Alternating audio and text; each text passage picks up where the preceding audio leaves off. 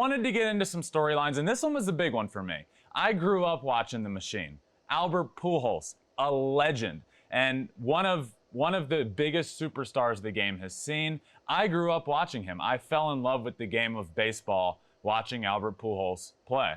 And I feel like what happened this week, he was released by the Angels. This is a big deal.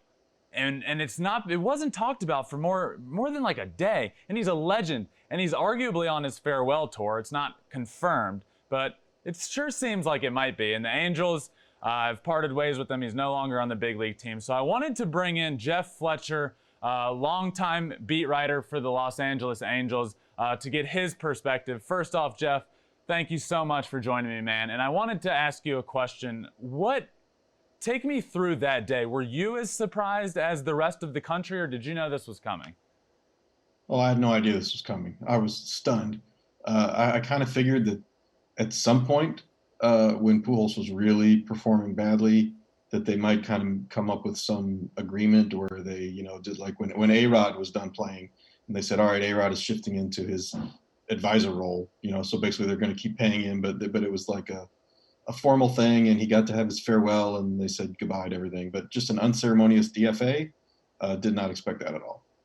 So from an outsider's perspective, we were told that the team was thrown off, and that Trout was pretty upset about it and was a little emotional. What was the team's reaction? What were players really upset about this? Well, we don't talk to that many players anymore, unfortunately, and Sure. Mike Trout was definitely upset about it. I mean, he's the closest to Albert of anybody on the team. He'd been with him for his whole career, and he was certainly stunned. I'm sure everybody on the team had different reactions. I'm sure they didn't see it coming either, but it definitely shows this is tough business. I'm sure it was a reminder to all of them.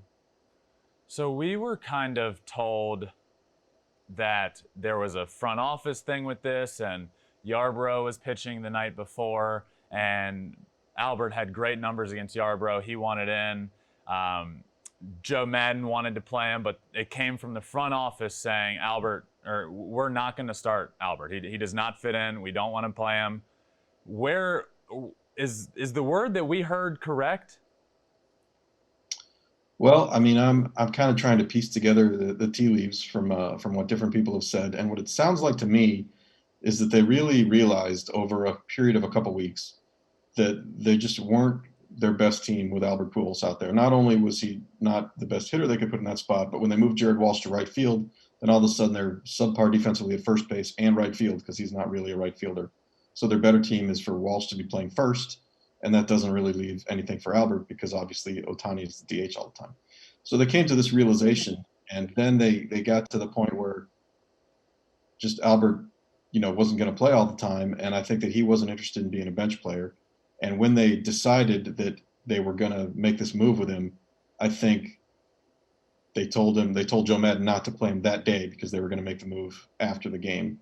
And I think that's what Albert was mostly upset about. What do you think Joe Madden felt about this? Was he on board with it, or do you think he's pretty upset about this situation? Well, I mean, he wants to win too, and I think that he probably wishes that they could have, had a better resolution to it. I'm sure he would have liked for Albert to just say, you're right, I'm not as good anymore, and I'm just going to retire, and thanks for everything, and they could have had a nice moment. I'm sure he didn't like to have to be in the middle of this thing, that came out kind of uncomfortable. But, I mean, he knows as well as anybody that it's clearly not their best team with Pujols playing first base and Jared Walsh playing right field. So, I think that it's just kind of a hard reality. Yeah. So what is next for Albert Pujols? Well, I don't know for sure. I think that probably some team is going to have an injury or something, and obviously he cost the major league minimum to just bring him in. And as maybe a little time passes, right now he thinks of himself as an everyday player. I think as he realizes that opportunity doesn't really exist, and maybe the Kansas City Royals or something say, hey, can you come in and play a couple times a week and mentor some of our young guys? And he grew up around Kansas City. Maybe something like that could happen. But I really don't see a team giving him an everyday opportunity, and I certainly don't see a National League team doing it. So I think the Cardinals thing that a lot of people want to see seems really hard to imagine.